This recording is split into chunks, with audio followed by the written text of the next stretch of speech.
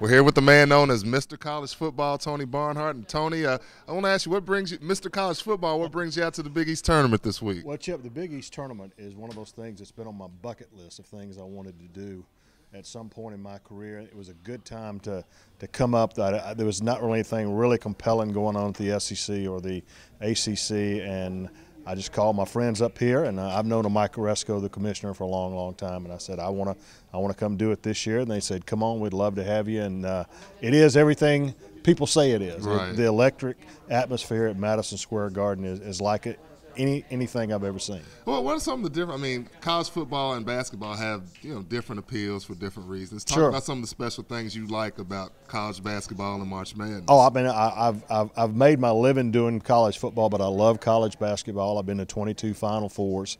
I'm really fond of the game, and there's something special about this time of year. And it's been fun watching Rick Pitino's team sort of grow into what they are right now. I mean, they play relentless defense, right. Unbelievable.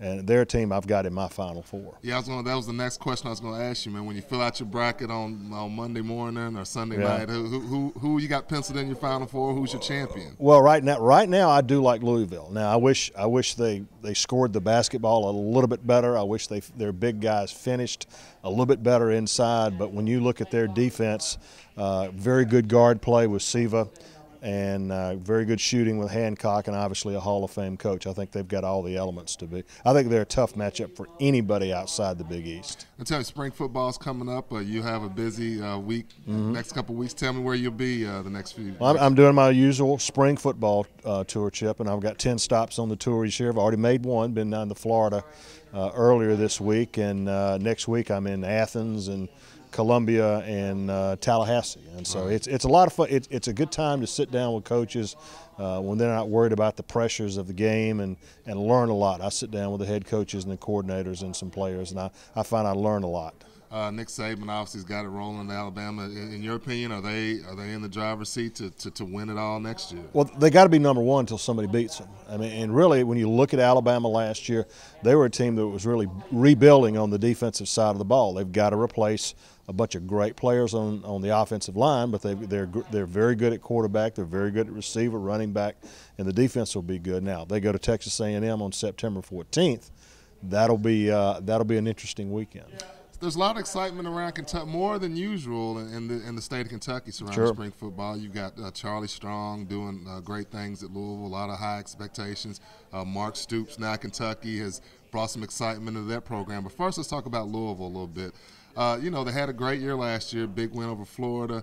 Schedule-wise, it's going to hurt them. I mean, can they realistically be a player in the big picture with their schedule the way it is? Well, I still think they can because they've got Teddy Bridgewater. They've got Teddy Bridgewater in a defense that I was very impressed by the way that they played. They were much better. And when you talk to Charlie Strong, when you talk to him, I mean, this was the year. Last year they thought they would be building towards this year. So I like Louisville. Can they win them all?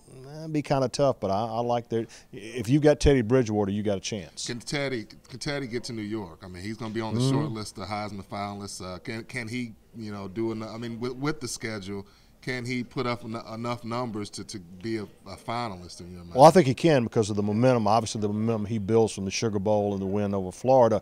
He'll be in the voters' consciousness at the very beginning. Still got to play well in November, and you still need to at least be in discussion for the national championship. Kentucky, I mean, we all know they've struggled to maintain consistency.